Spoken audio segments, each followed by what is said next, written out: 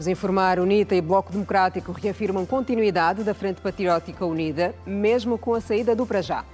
SIC deteve no Lubango o jovem procurado na Huila, sendo acusado de morte de 7 mototaxistas. Angola e Brasil reforçam cooperação em vários domínios. Mais de 300 jovens conseguiram posto de trabalho temporário na Feira Internacional de Benguela. Empreiteiros que não fizerem estradas duráveis serão penalizados. Tricolores são as rainhas da África do handball feminino. É sexta-feira, 23 de maio de 2025. Bem-vindo ao Melhor da Informação.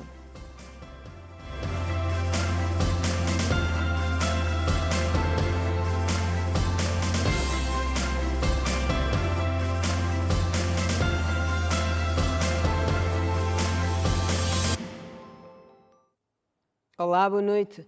O Presidente da República, João Lourenço, manteve esta tarde um encontro com o Presidente brasileiro, Luiz Inácio Lula da Silva, um momento considerado o ponto mais alto da visita de Estado que efetua ao Brasil desde ontem.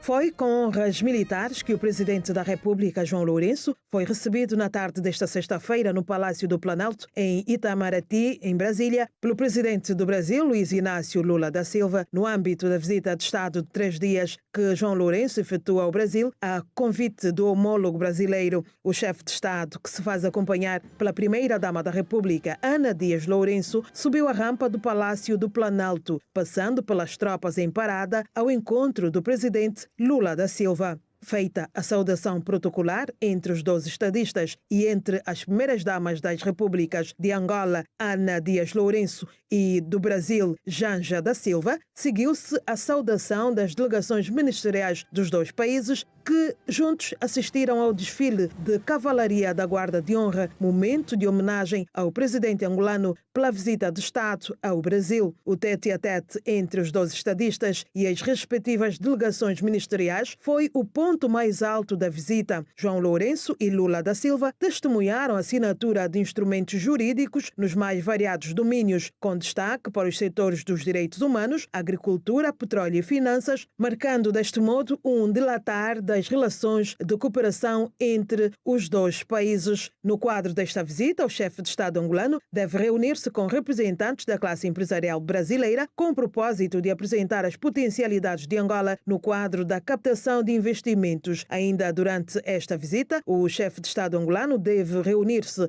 com os embaixadores africanos acreditados no Brasil e também com a comunidade do Caribe. Angola e o Brasil assinaram esta sexta-feira em Brasília novos acordos de cooperação em setores estratégicos. O ato foi testemunhado pelos presidentes João Lourenço e Lula da Silva na presença de delegações dos 2 países. Os acordos foram assinados no Palácio do Planalto após uma reunião bilateral entre Lula da Silva e João Lourenço. Foram no total assinados 4 memorandos de entendimento, um voltado à promoção e defesa dos direitos das pessoas com deficiências, das pessoas afetadas com hanseníase e das crianças e adolescentes. Outro acordo foi assinado entre a Polícia Federal do Brasil e a Polícia Nacional de Angola e visa enfrentar o crime organizado e transnacional, o tráfico de drogas, o terrorismo, tráfico de pessoas, a imigração ilegal, o tráfico ilegal de armas de fogo, lavagem de dinheiro, falsificação de documentos e crimes cibernéticos. Para fortalecer a agricultura familiar no sul de Angola, foi assinado um memorando na área da agricultura e, finalmente, foi assinado ainda um acordo entre as petrolíferas estatais Sonangol e a Petrobras para desenvolver a cooperação nas áreas da energia renovável, do petróleo, do gás, da tecnologia e da formação. Falando na cerimónia da assinatura dos novos acordos de cooperação bilateral, o chefe de Estado angolano disse que Angola e o Brasil estão a discutir a abertura de uma nova linha de financiamento para a cobertura do crédito à exportação, que o objetivo da linha de financiamento é o de permitir que as empresas brasileiras continuem a participar no esforço de recuperação e de construção de raiz das infraestruturas públicas em Angola. Por quando se conseguirmos implementar os entendimentos a que chegamos, eu acredito que sim, não temos razões para pensar o contrário, vão, sem sombra de dúvidas, reforçar ainda mais os já muito bons laços de amizade e de cooperação existentes entre os nossos dois países. Nós queremos ver investimento privado brasileiro em Angola e investimento privado angolano no Brasil, mas queremos também que empresas brasileiras continuem a participar no esforço de recuperação e de construção de raiz de infraestruturas públicas, a exemplo do que já aconteceu num passado recente. Angola ainda tem muito por construir em termos de estradas, autoestradas, portos e caminhos de ferro, aeroportos, infraestruturas de energia e de água, de produção e distribuição de água. Lula da Silva, no seu jeito característico, anunciou a retoma de toda a linha de crédito com Angola. Eu tenho certeza de que voltaremos a superar em breve o nosso melhor momento no fluxo comercial. Por isso é importante que a Petrobras volte a ter uma participação ativa, sabe, na prospecção, na pesquisa de combustível fóssil e também de petróleo e também de gás. Nós estamos modernizando os instrumentos de garantia de crédito às exportações. Angola, é importante lembrar isso, Angola sempre foi um bom pagador e quitou sua dívida com 5 anos de antecedência. Eu vou repetir aqui para a imprensa brasileira escrever em letras garrafais. Angola sempre foi um bom pagador e quitou sua dívida com 5 anos de antecedência. Os dois Estados ampliaram parcerias há 2 anos com a assinatura de 7 acordos de cooperação e memorando técnicos nas áreas da agricultura, turismo, saúde, educação, recursos humanos e outros. Vale lembrar que os dois países assinaram um total de 4 memorandos de entendimento. O primeiro diz respeito à promoção e defesa dos direitos das pessoas com deficiência, das pessoas afetadas com hanseníase, a chamada lepra, e das crianças e adolescentes.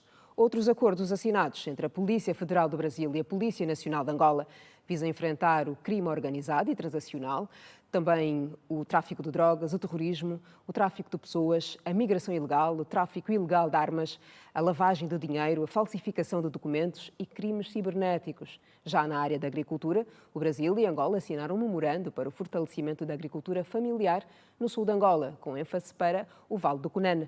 Por fim, foi assinado mais um acordo entre as gigantes petrolíferas estatais Petrobras do Brasil e Sonangol de Angola para desenvolver cooperação nas áreas de energia renovável, do petróleo e do gás, também da tecnologia e da formação.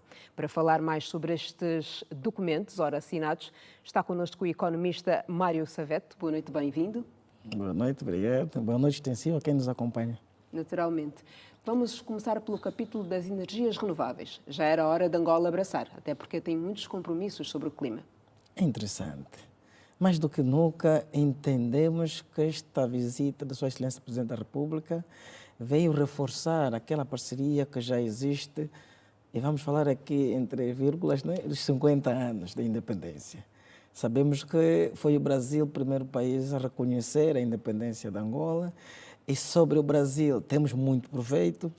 E tocando no capítulo da primeira estratégia, acho que foi no momento bem acertada, foi bem posicionada e ficou bem naquilo que foram os reforços da parceria estratégica.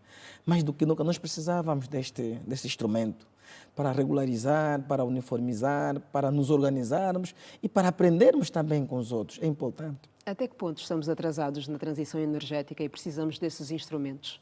No fundo, não é muito bem atraso, mas precisávamos inovar, porque há muita tecnologia, há muitos avanços e inovações, passo o termo, que o que faltava em nós também era a capacitação dos recursos humanos. E nós precisamos aprender que já havia esse intercâmbio no passado, em que mandávamos os nossos quadros para se formarem em países fora nossas realidades, e fruto eram os quadros que vinham e traziam proveito possível para o crescimento e o bem-estar da nossa sociedade. E, mais uma vez, o presidente entendeu que era importante fazer este reforço. Nós precisávamos dessa cooperação direta e, acima de tudo, percebermos que nós precisamos do Brasil, somos um irmão e, mais do que nunca, trocar essa experiência podia frutificar. A agricultura familiar, ela é a base da agricultura no país. Já estava a precisar do input faz tempo. E sobre a agricultura não se fala muito, mas fica aqui clarificadamente definida que do Brasil podemos aprender muito. E uma das coisas que podemos aprender é como fazem a projeção da agricultura. A agricultura hoje ajudou a garantia da famosa segurança alimentar no Brasil. E o Brasil tem aqui um aspecto interessante, que é um programa do famoso Fome Zero. Então, nós podemos aprender com eles. Eles estão bem, eles são os poderosos, são aqueles que muitos já fizeram, estão bem do nível. Então, mais do que reforçarmos, vamos buscar a experiência deles, vamos aprender com eles e vamos trazer os bons proveitos para a nossa realidade. Nós precisamos realmente intensificar a nossa agricultura, porque o Estado tem realizado bons programas. Vamos falar agora, por exemplo, do programa do Cuenda, que também se faz sentir com a realidade do Brasil, mas também tem a luta da fome e a pobreza. E vamos combater realmente a fome com a diversificação da economia. Mas diversificação da economia não é simples falácia, é formação do quadro, é criar condições, é trazer os inputs, trazer fertilizante e fazer o contexto da nossa realidade. Às vezes não basta trazermos a realidade, temos que contextualizar. Como é que estamos? Angola está com mais de 35 milhões de hectares de terra. Como é que estamos? Como é que devemos aproveitar, tirar o máximo proveito das terras que temos? Às vezes não basta termos terra, temos que capacitar as pessoas. Quem é que vai lá produzir e fazer crescer aquilo que queremos produzir? Sua Excelência Presidente da República, a quando o conceito da governação local no Kwanza Sul, trouxe 3 paradigmas interessantes que eu acho que podia fazer aqui citação. Ele falava que tínhamos que apostar especificamente na produção local. E a produção local não basta produzirmos, temos de ver a qualidade do que vamos produzir. Por que temos que pensar na qualidade? Porque temos um mercado concorrencial, onde a qualidade dita regra. É importante pensarmos na qualidade do que produzimos para pensarmos num dia, num futuro que almejamos que seja breve, pensar-se nas exportações. Fora que temos na agenda, e várias agendas, a Nós segurança alimentar. já exportamos banana e, mais do que nunca, é uma história que se fala hoje e não se quer fazer esquecer. Nós já exportamos o café por muito tempo, fomos potências número 1. Então, podíamos resgatar essa mística, era interessante. Mas nós temos problema, e estou a falar aqui do contexto. O nosso problema são as zonas de produção. As vias de acesso não são ainda legivelmente estratégicos. Temos que pensar também no escoamento. Então, aqui procedimento que nós devíamos ainda acautelar, mas aprendermos já com as coisas que podíamos reter. E tenho a certeza, com a produção fortemente feita, a qualidade, escoamento, vamos começar a pensar, não evitarmos a ruptura, mas pensarmos no excedente. Isso de que maneira vai ajudar a mitigar a posição da fome e a pobreza que realmente temos vivido e temos passado. Ontem, ao tratarmos o mesmo tema, ficou aqui avançado que o Brasil havia de reabrir as linhas de crédito e sim, o presidente Luiz Inácio Lula da Silva, após a assinatura dos memorandos de entendimento, acabou por confirmar que sim, o Banco do Brasil, o BNDES, voltam a financiar projetos em Angola. É uma mais-valia. Primeira estratégia é essa, é uma mais-valia. Agora, o Estado, enquanto ente de bem, tem que criar flexibilidade. É assim. E prioridades? Não, eu penso primeiro nas flexibilidades para depois pensarmos nas prioridades. Qual é o conceito de flexibilidade e abertura para o investidor? É encontrar uma justiça célere.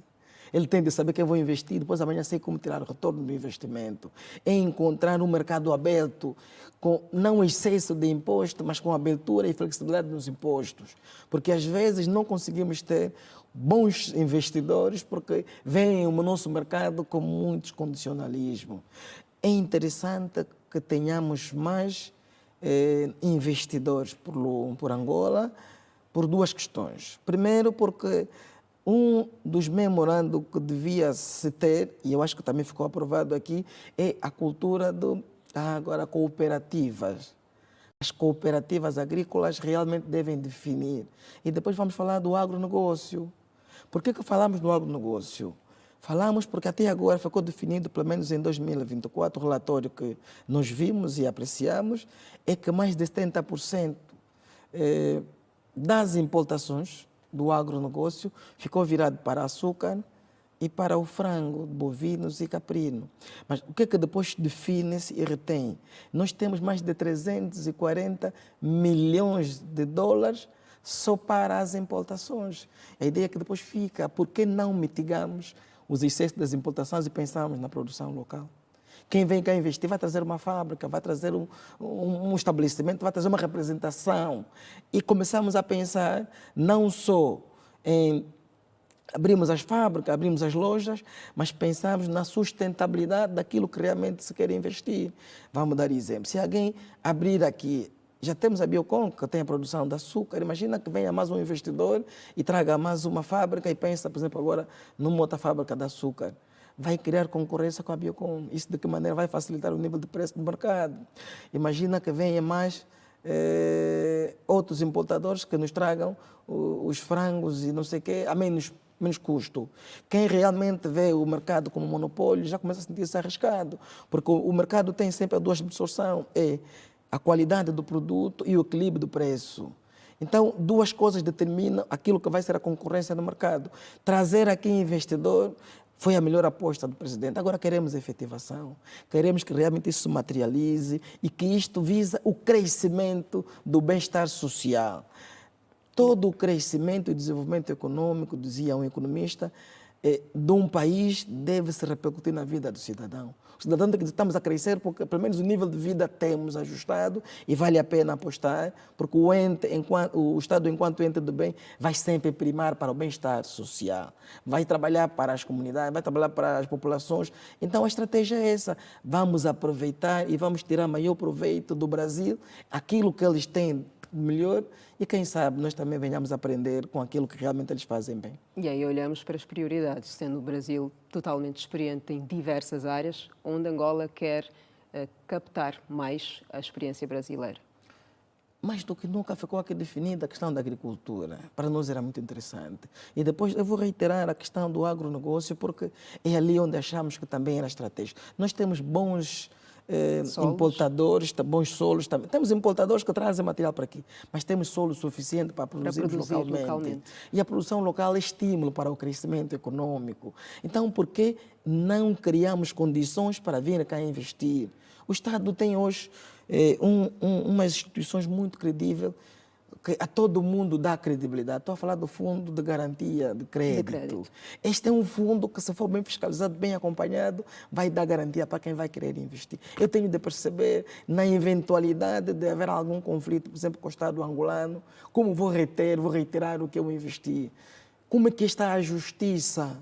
E o investidor pensa muito nisso. Se a justiça não for célere, não facilitar, não for imparcial, ele não vai investir porque tem medo. Sim, tudo isto. Então, a nossa perspectiva agora é o Estado começar a equacionar. Nós queremos que eles realmente venham. Ok, mas para que eles venham, nós temos que criar condições.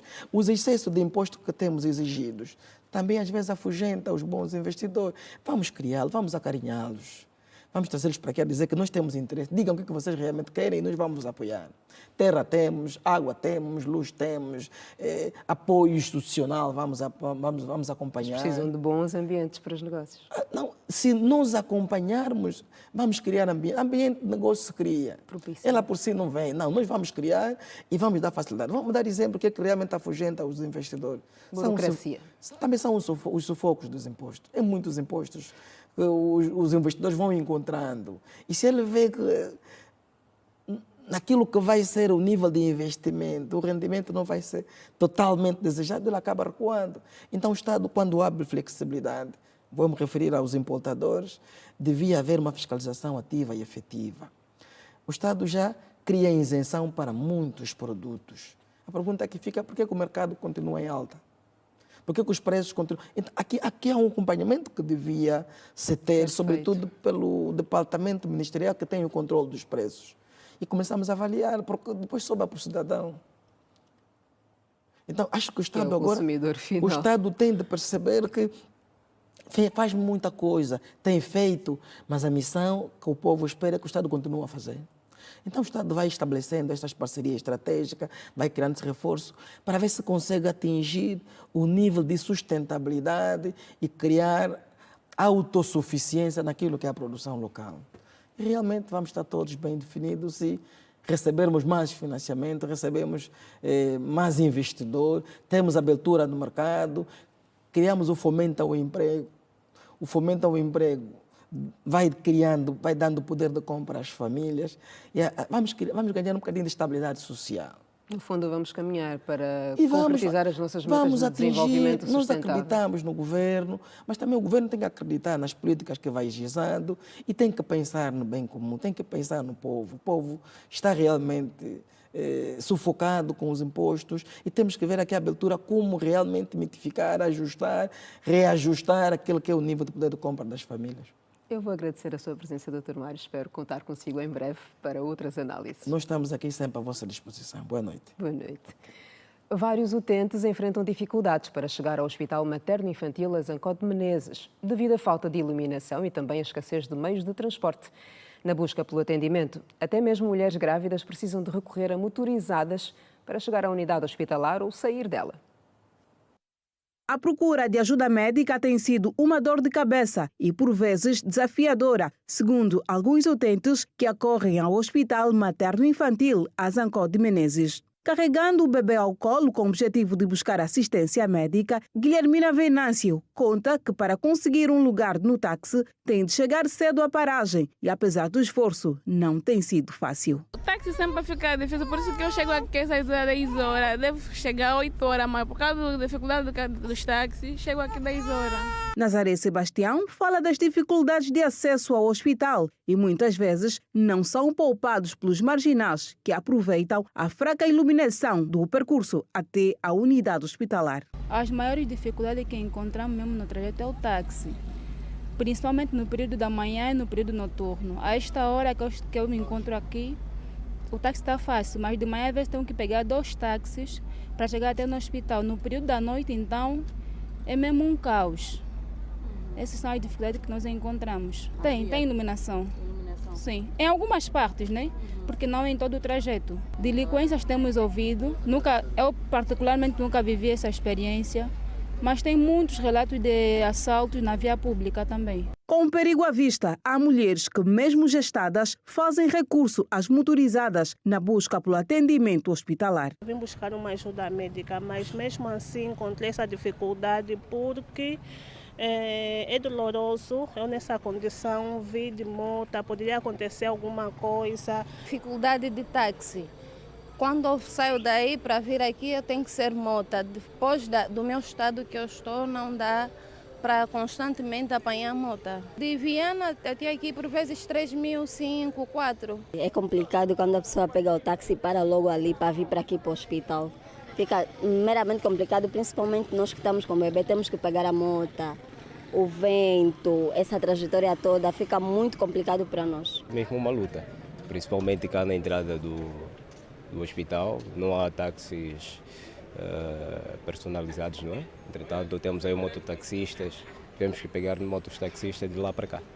Depois a minha esposa concebida, pegar moto há muita dificuldade. Utentes provenientes de diferentes pontos de Luanda enfrentam dificuldades de acesso ao hospital Azancó de Menezes.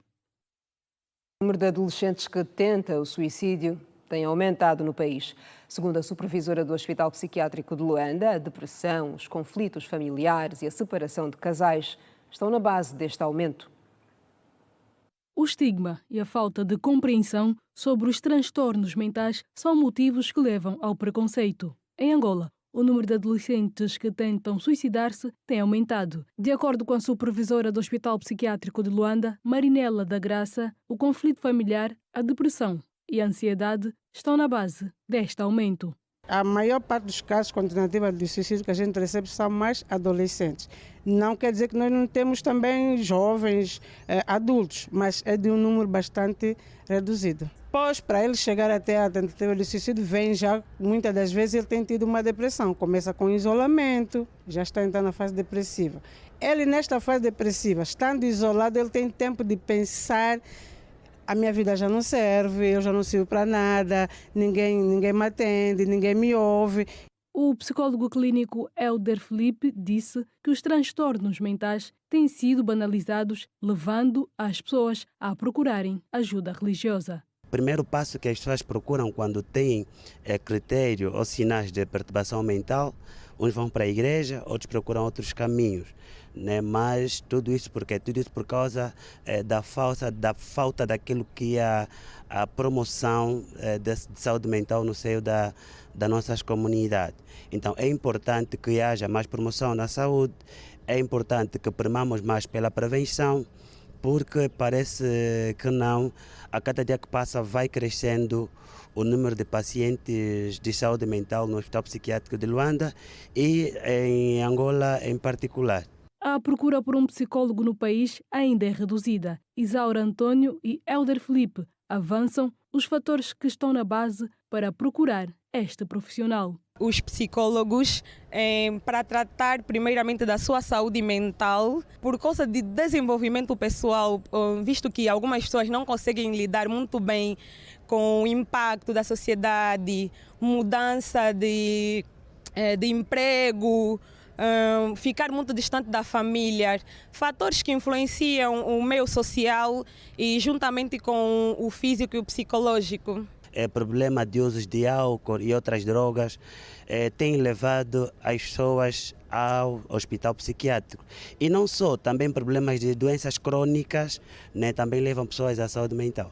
Os serviços de saúde mental em Angola têm registrado um aumento de pacientes. Diante desta situação, o enfermeiro Adelino André acredita que o número de profissionais não é suficiente para atender a demanda. O número no seu todo ainda não é suficiente. Precisamos claramente de aumentar este número e pegar mais nos aspectos da especialização dos enfermeiros em saúde mental e psiquiatria, que é um grande desafio.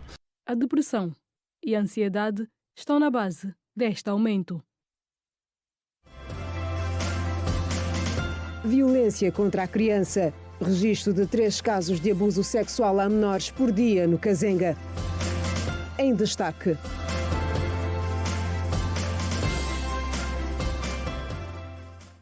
O SIC capturou no Lubango o homem mais procurado da província da Huila. Trata-se de um jovem de 26 anos de idade, acusado de matar a tiro 7 mototaxistas e roubar as suas motorizadas. Isto no período de março a agosto de 2023. O homem mais procurado da província da Huila foi capturado pelo SIC esta quinta-feira, na cidade do Lubango. Trata-se de um jovem de 26 anos, acusado de matar 7 mototaxistas entre março e agosto de 2023. O suspeito, que foi detido em sua casa, mediante mandado, terá cometido os crimes nos bairros do Nambambe, Lalula, Bulamatade e Cuaua, para roubar as motorizadas das vítimas. Foi detido um cidadão de 26 anos de idade, implicado no crime de homicídio qualificado em razão dos meios. Este cidadão também encontrava-se foragido e está implicado nos crimes de homicídio que ocorreram de março a agosto de 2023, nesta cidade de Lubango, onde foram vítimas 7 motoqueiros. O homem, que estava foragido desde 2023, nas suas ações criminosas, contou com a ajuda de um indivíduo conhecido por Bola Telly, preso o ano passado, julgado e condenado a 35 anos de prisão. Nós já procedemos no ano passado à apresentação de um dos membros da organização criminosa do mesmo, tratando-se do cidadão identificado como Balotelli, já julgado e condenado. 3 casos de violência sexual contra a criança são registrados diariamente no município de Kazenga. A informação foi avançada pelo administrador municipal durante o lançamento da 3ª fase do projeto Zero Violência Sexual contra Menores, que aconteceu nesta sexta-feira aqui em Luanda. O registro de casos de violência sexual, protagonizado muitas vezes pelos próprios pais, constitui uma grave violação dos direitos da criança. Só em 2024 foram registradas mais de 1.500 ocorrências. A secretária para a África Austral da Organização Pan-Africana da Mulher Angolana, Luzia Inglês, está preocupada com o aumento de casos de abuso sexual contra menores a nível do país. É realmente uma preocupação geral junto das famílias. Atualmente, pais que também querem ter relacionamento sexual com os filhos. Pais que querem dormir com as filhas e, às vezes, uma ou outra mãe que também quer dormir com o filho. É impossível compreender e aceitar este comportamento. Diariamente, os noticiários, as redes sociais abrem com notícias de mais um pai, um avô. E, como nós dizemos, a família, a casa, é o sítio mais seguro que nós temos. Mas, infelizmente, neste momento, é o pior sítio e é onde ocorrem as violências. A administradora municipal do Kazenga, Nádia Neto, afirmou que 2 a 3 casos de violência sexual são registrados diariamente no município, cuja faixa etária vai dos 0 aos 18 anos. Em média, nós por dia recebemos 1 a 2 casos. Depende. Durante o fim de semana é que tem um número muitas das vezes maior, elevado. Nós já relacionamos isso também ao consumo de bebidas alcoólicas e consumo de estupefacientes também nas comunidades. E, portanto, tem sido bastante preocupante mesmo para nós, a administração municipal, a onda de violência que tem estado cada vez mais a aumentar. Com o intuito de combater essa tendência, várias ações são realizadas em todo o país. Aconteceu nesta sexta-feira o lançamento da fase formativa do projeto Zero Violência Sexual contra Menores. Luzia Inglês disse que o projeto visa educar a sociedade. Eu gostaria de chamar a atenção que os bons princípios devem ser dados junto das famílias. E nós estamos a tentar fazer um trabalho junto das comunidades para a educação junto das famílias, para o cumprimento dos bons princípios. Alguns abusos sexuais em Angola muitas vezes estão ligados à pobreza e ao meio em que vivem os menores e os seus familiares. E ainda sobre violência sexual contra a criança, trazemos histórias de menores que foram sexualmente agredidos por pessoas próximas a eles. Em conversa com a nossa equipa, alguns especialistas defendem o agravamento das penas e a necessidade de se intensificar a cultura de denúncia. Em Angola, as histórias de abuso sexual de menores repetem-se e são constantes. Vitória Domingos conta que aos 9 anos quase foi abusada pelo tio. Eu estava a brincar, pular de um lado do outro, meu pai disse, fica quieto. Meu tio puxou-me e colocou-me no seu colo. E o espanto é que quando eu sentasse no colo dele, eu sentia algo, não é? Que introduzia-me, levantava o meu vestido. 2 vezes, a terceira vez, o meu pai ralhou comigo e disse, não, pai, é que quando eu sento no colo do tio Mateus, eu sinto uma coisa assim que levanta a minha saia. Meu pai colocou comigo e hoje, mais adulta, eu já fui entendendo, percebendo o que é que aquilo queria dizer. Era indícios de violência sexual. Vitória, que atualmente trabalha como professora de crianças, relata que uma das suas alunas era violada pelo padrasto e, na tentativa de denunciar o caso, quase foi agredida pela mãe da menor. E como é que eu descobri? Que ela foi sempre muito energética, mas de repente ficou acanhada. Ela estava quietinha no seu cantinho, estava sempre com sono, cansadinha. Eu fui notando a forma de andar, de sentar, já não queria brincar, ninguém lhe podia tocar. E eu, um belo dia, chamei e conversei com ela. Mas ela não dizia nada. Eu perguntava quem tocou, quem te deu banho, quem te fez mal, não fica com medo, a professora vai te ajudar, você é tua amiga, fala com a tua amiga, não vou contar isso a ninguém, essa coisa toda. Mas eu disse, mas o teu vestido está sujo, quem te fez isso? Quem te tocou? Foi logo direta, não dei tempo dela esconder. E ela disse-me que foi o tio padrasto. Foi aí que eu depois comuniquei à direção e a direção pede para chamar os pais, mas a mãe, quando vai para lá, vai com a intenção de bater-me. De dezembro do ano passado à primeira quinzena de fevereiro, as autoridades registraram 200 casos de abuso sexual contra menores nas 21 províncias do país. Com o objetivo de desencorajar esta prática, a presidente da Associação Mulher contra o Cancro da Mama, Eulália Rocha, defende o agravamento da pena de agressão sexual e chama atenção para os tabus em volta do assunto.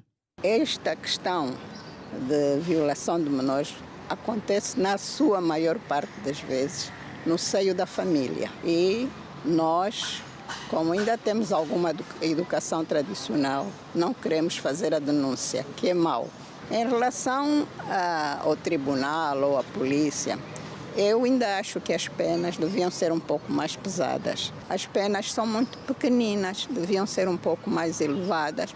Por outro lado, a jurista Júlia Ornella garante que o país tem leis e apela à prática da denúncia. A lei existe, de facto, há que fazer as denúncias. Também temos essa questão do preconceito das famílias, questões culturais.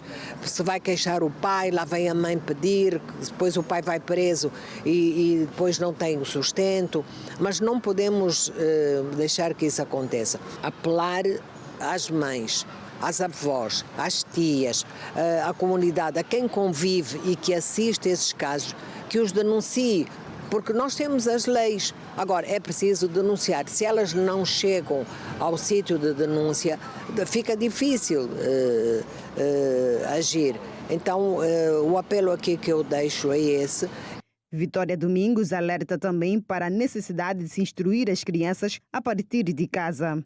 Instruir as crianças como devem lidar com o adulto, como devem sentar com o adulto, porque muitas crianças sentam com pernas afastadas, isso nós temos notado muito, porque eu tenho sempre cuidado de perguntar aos meus alunos quem senta com pai e mãe à mesa, e poucos sentam com pai e mãe à mesa, e a partir daí nós vamos notando quem tem acompanhamento e quem não tem acompanhamento dos seus pais. Em 2025, o Conselho Superior da Magistratura de Angola realizou 26 julgamentos, num total de 141 processos de violência sexual contra menores. A Feira Internacional de Benguela já gerou mais de 300 postos de trabalho temporários. Até o momento, os setores do comércio e também dos serviços gerais são os que mais contribuíram para a contratação da mão de obra local. A 14ª edição da Feira Internacional de Benguela, que decorre de 21 a 25 de maio, no Estádio Nacional de Ombaca, já gerou 311 postos de trabalhos temporários. Os setores do comércio e dos serviços gerais destacam-se como os principais empregadores até ao momento, segundo dados da organização do certame. Segundo os números que obtive dos vários departamentos que nós temos a nosso cargo, tivemos 311 postos de trabalho diretos e indiretos criados para esta FIB. Aos nossos microfones, jovens contemplados com os postos de trabalho falaram sobre a experiência de trabalhar na Feira Internacional de Benguela. É minha segunda vez a trabalhar aqui, estou a gostar do trabalho e a movimentação também está a ser boa e eu estou a gostar. Qual é o serviço que estás a fazer? Estamos a prestar prestação de serviço. Sim, na área da limpeza. Sim, é minha primeira vez e está a ser uma experiência bastante tranquila, eu gosto de estar aqui. Tenho visto também um pouco das outras empresas, aprender um bocado como é que se gera um negócio e está a ser muito bom.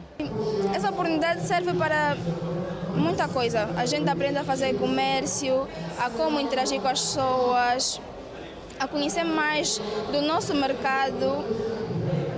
Sim, entre outras coisas. Para além de parcerias e negócios, a feira, para os jovens, é um lugar para bater portas de empresas, tal como refere o Jaime, estudante de Engenharia Mecânica, que procura na feira um emprego, quer seja temporário ou não. Eu vim na FIB, sendo ela a maior montra de negócio do sul do país, no intuito de a procura de emprego.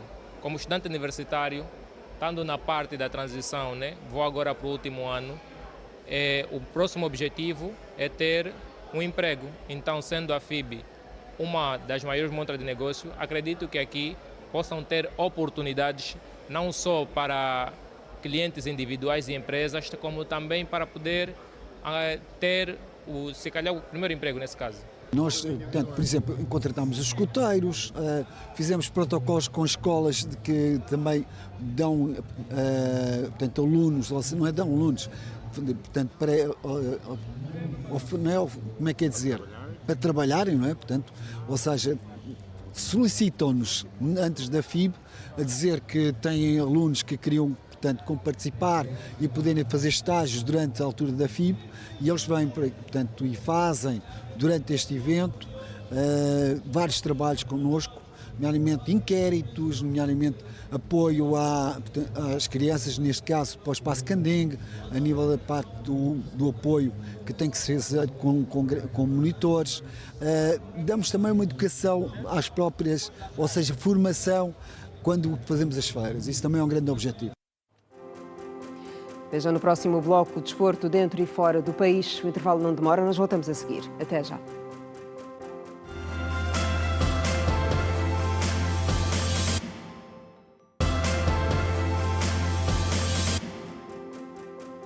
Bem-vindos à segunda parte. A UNITA e o MPLA Nacional durante a conferência sobre redes municipais e políticas territoriais, promovidas pela 4ª Comissão de Trabalho Especializado da Casa das Leis. Na essência, a conferência pretendeu analisar a forma como se articulam os diferentes níveis de governo central, autónomo e local, como forma de garantia da implementação coordenada e eficaz das políticas públicas. Mas o debate político entre as principais forças parlamentares, uma vez mais, veio ao de cima. A UNITA entende que em Angola já existem condições para a institucionalização do poder local. Eu acho que sim, é o que falta. Nesta altura, se houvesse vontade política, elas já teriam acontecido. Cada um dos intervenientes, tanto a doutora convidada pelo Pascal, quanto os intervenientes nacionais, demonstraram que já se fez tudo. Só precisa-se começar. E questionamos, de facto, em quanto tempo se observa os primeiros sinais positivos do efeito da descentralização e desconcentração política administrativa, não nos foi avançado um tempo, mas nos foi dito que precisamos começar. A resposta da maior bancada política com assento parlamentar não se fez esperar. O deputado Ireno Nambalo, do MPLA, sinalizou que vontade existe, mas que o processo exige rigor na sua implementação. O deputado acusa a oposição de fugir ao debate sobre o assunto. Para se instituir as autarquias locais, precisamos preparar o trabalho para que não possamos desconcentrar vício e algumas inconformidades. O trabalho não está feito porque a oposição faz debate. Então, o trabalho está aberto, o debate está aberto para que possamos discutir e juntos encontrarmos as melhores fórmulas de solução para que possamos ter autarquias funcionais. Possamos ser referência naquilo que se faz, naquilo que é o trabalho sobre a autarquização do país. Autarquias locais não basta eleger, precisamos fazer um trabalho de casa que a todos nós, no fim e ao cabo, o nosso pacato cidadão, que é o princípio das políticas públicas, o fim último das políticas públicas, não possa sofrer tanto. Nós precisamos encontrar uma autarquia que seja funcional e que não aperte tanto mais o cidadão. Precisamos ter alguma responsabilidade quando tratamos da autarquia. O evento, promovido pela 4ª Comissão de Trabalho Especializado da Assembleia Nacional, com o projeto Pascal e a União Europeia, refletiu temas como municípios e o seu papel nos processos de descentralização, desafios atuais na política territorial e a necessidade de avançar na descentralização em Angola. A União Europeia reiterou seu apoio a Angola na concretização da implementação das autarquias locais. Já o vice-presidente da Assembleia Nacional, Américo Kuononoka, enalteceu a relevância da conferência. Que esta conferência proporciona um espaço de reflexão produtiva, de debate construtivo e do reforço de cooperação entre Angola, a União Europeia e os seus Estados-membros. Que dela resultem contributos valiosos para a consolidação da descentralização e para o fortalecimento do poder local em benefício do povo angolano. O tema escolhido para esta conferência é oportuno e atual, pelo facto da República de Angola estar a implementar o processo ligado à nova divisão político-administrativa, o que consolida e reforça a ideia das redes municipais e, consequentemente, facilita na reflexão e implementação da política territorial. Por seu turno, o deputado Franco Marcolino Nhani, presidente da 5ª Comissão, referiu que, por parte da Casa das Leis, o trabalho relacionado com o poder local está a ser feito. Criou-se um grupo técnico que está ainda a trabalhar e estamos todos à espera que deste trabalho resulte uma posição única, não mais do grupo A ou do grupo D, mas da Assembleia Nacional. A conferência contou com a participação de especialistas nacionais e internacionais, representantes de várias instituições e membros da sociedade civil. Os partidos políticos UNITA e Bloco Democrático reafirmaram a continuidade da Frente Patriótica Unida, apesar do anúncio da saída da plataforma do Para Já Servir Angola. A garantia vem expressa num comunicado da direção da plataforma, na sequência de uma reunião entre Adalberto Costa Júnior e Filomeno Vieira Lopes. Quem também reafirma a continuidade da conhecida FPU é o deputado Olívio Quilumbo, que falou hoje em exclusivo para a Rede Girassol. Novidade ou não, a verdade é que a notícia caiu como uma bomba, numa altura em que o reconhecimento do Para Já Servir Angola em partido político por parte do Tribunal Constitucional parecia fortalecer a FPU, eis que Abel Epalanga Chivukuvuku surpreendeu a todos com o anúncio de que em 2027 a sua formação política irá avançar sozinha para o pleito eleitoral. Um dos grandes problemas foi a FPU. Vamos nos atrapalhar com a FPU por quê? Foi um dos grandes problemas.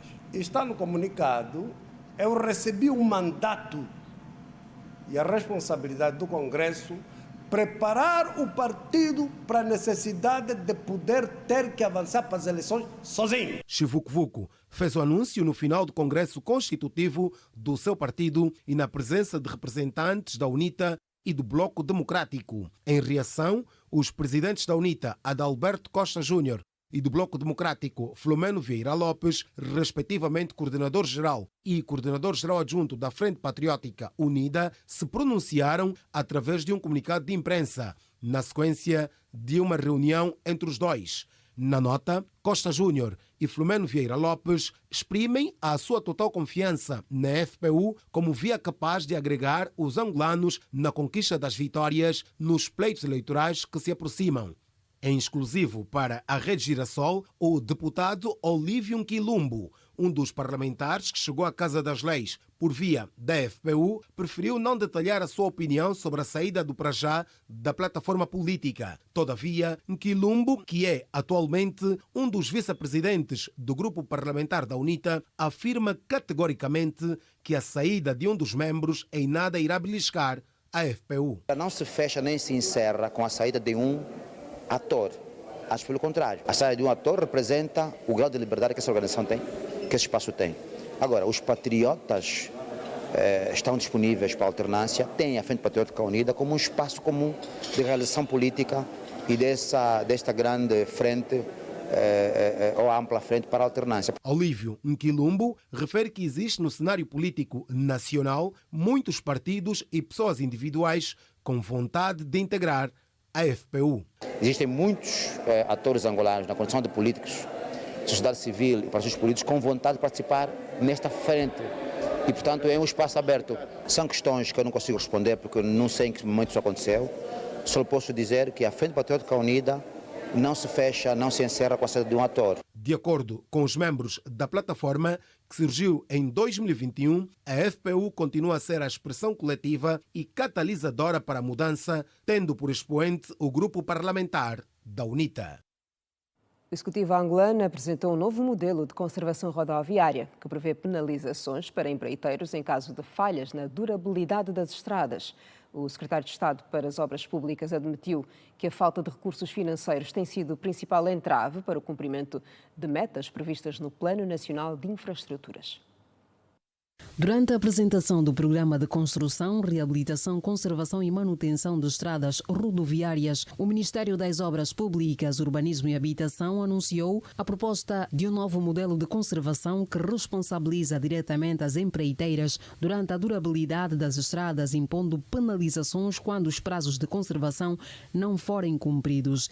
De acordo com o secretário de Estado para as Obras Públicas, Manuel de Abril, a medida surge como uma resposta à degradação prematura de várias vias no país e se insere numa estratégia de maior rigor técnico e financeiro na gestão da rede rodoviária nacional. Eu vou dar um exemplo. Não é permitido que existam buracos e fissuras no pavimento durante o período de concessão. Portanto, o empreiteiro não pode deixar que isso aconteça durante o tempo que tiver a concessão da estrada.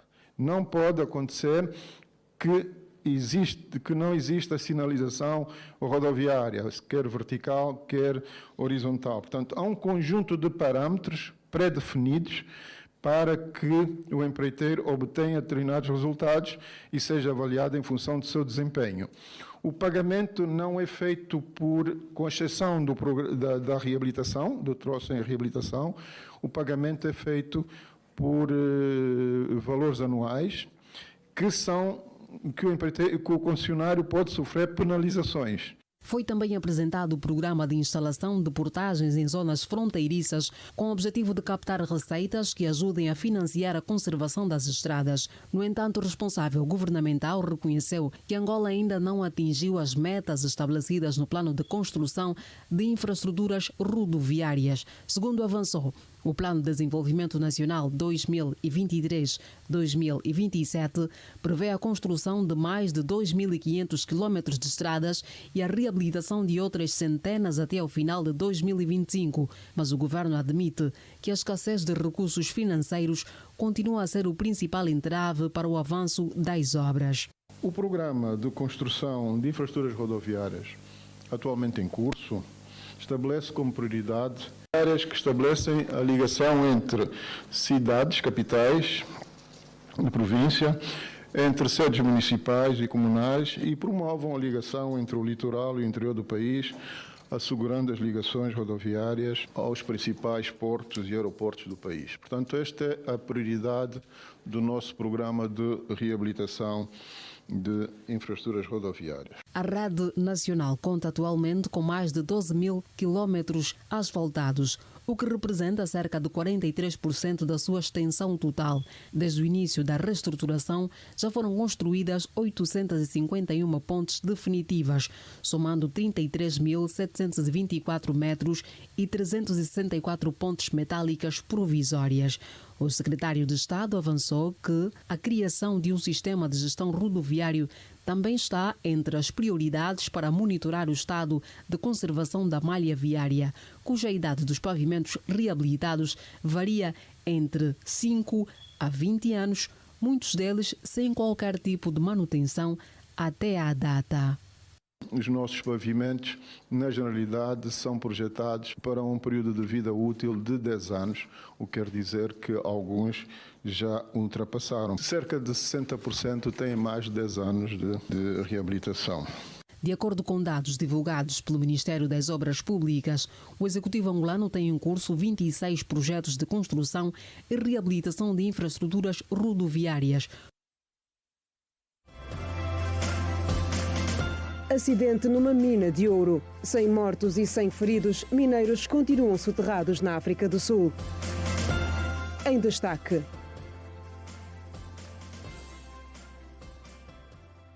É oficial, Flávio Amado não será o treinador principal do Petro de Luanda na próxima época. A informação foi avançada pelo técnico durante a conferência de imprensa da antevisão do jogo contra o Carmona do Ix. O treinador de 45 anos deixa a equipa principal dos tricolores neste domingo, depois de defrontar o Carmona do Ige para a última jornada do Girabola. Amado por uns, mas analisados por outros. Foi o que a direção do Petro de Luanda fez, segundo Flávio Amado. Não vou continuar na equipa principal. Essa é que é a verdade, isso já foi passado a mim. Então eu estou pura e simplesmente a falar aquilo que desde o princípio, quando entraram em contato comigo, foi passado. E se até agora não tem outra coisa, eu vou sempre falar sobre o nosso primeiro contacto. Sobre os próximos desafios, Flávio Amado garantiu que num futuro próximo saberá o clube que poderá treinar. Tranquilo, os meus objetivos não são e nem nunca foram afetados com relação a isso.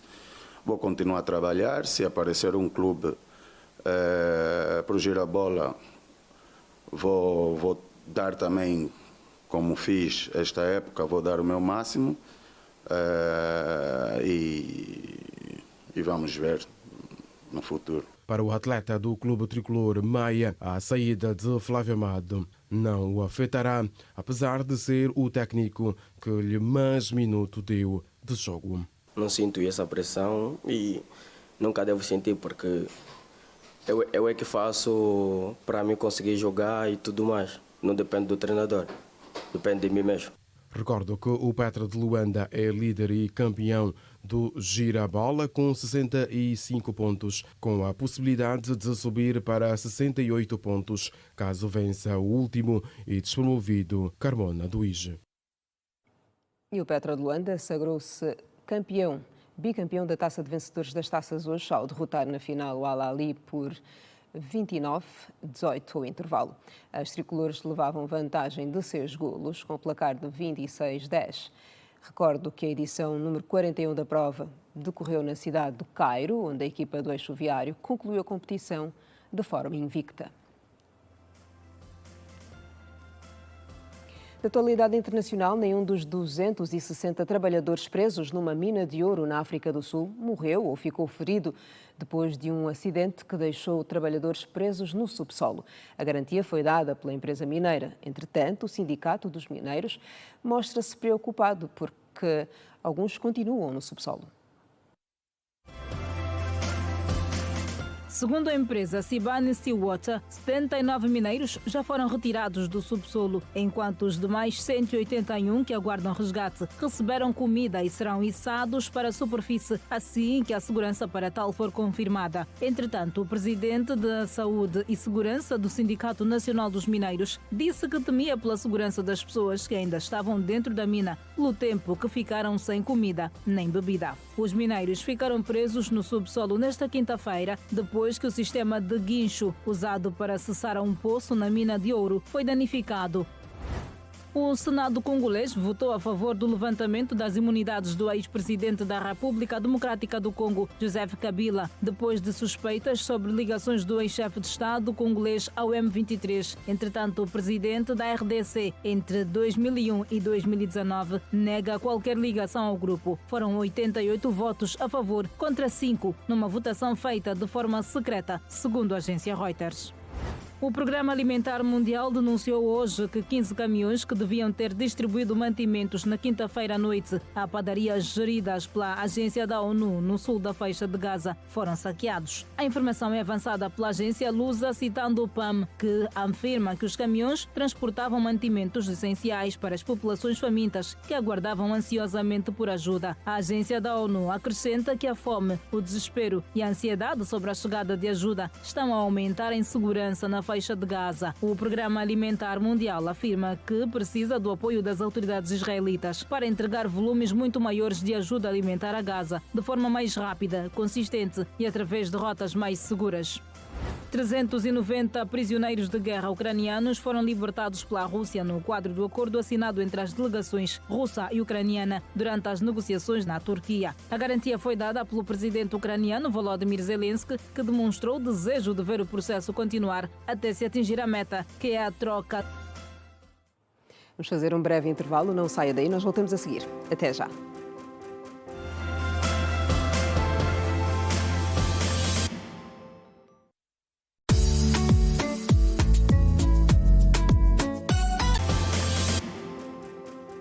Bem-vindos à terceira parte do jornal. O secretariado do MPLA em Luanda assegura que o seu partido vai continuar a trabalhar para melhorar as condições de vida dos munícipes da Camama, que por esta altura se debatem com vários problemas sociais. Nesta sexta-feira, o município recebeu a visita do secretário-geral do MPLA, Paulo Pombolo.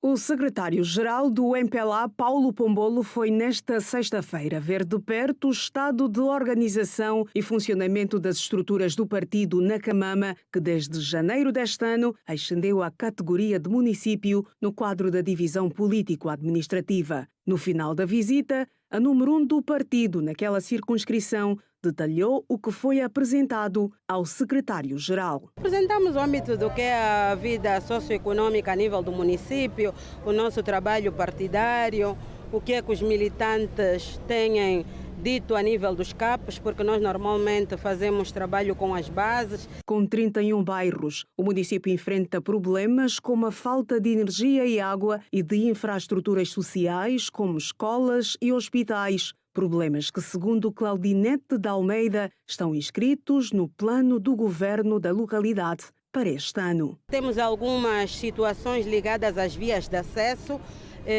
a questão de energia e águas, algumas construções que são necessárias como escolas e hospitais, mas que todas essas questões se encontram no plano de governo deste ano para este município.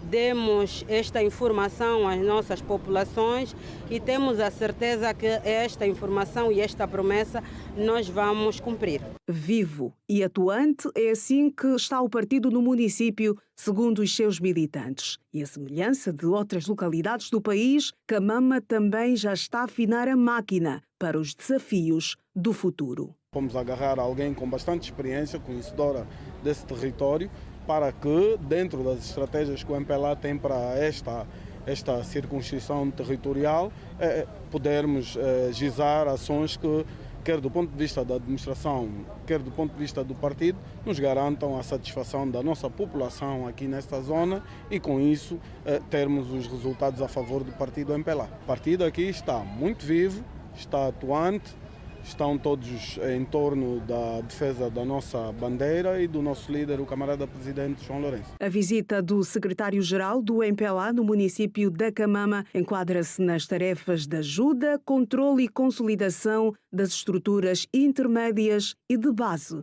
do partido. O jornalista da Rádio Nacional de Angola, Etelvino Domingos, é o grande vencedor do Prémio Fórum do Jornalismo. Na categoria Carreira, o júri atribuiu o galardão à jornalista Maria Inês Dangop. O Alberto Capitão acompanhou a premiação e tem mais detalhes. Capitão, boa noite.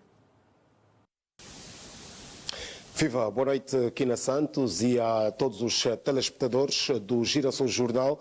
É como fizeste menção na chamada deste apontamento em direto, de facto, já são conhecidos os grandes vencedores da 5ª edição do Prémio Fórum de Jornalismo, um prémio promovido pelo Fórum de Mulheres Jornalistas para a Igualdade de Género.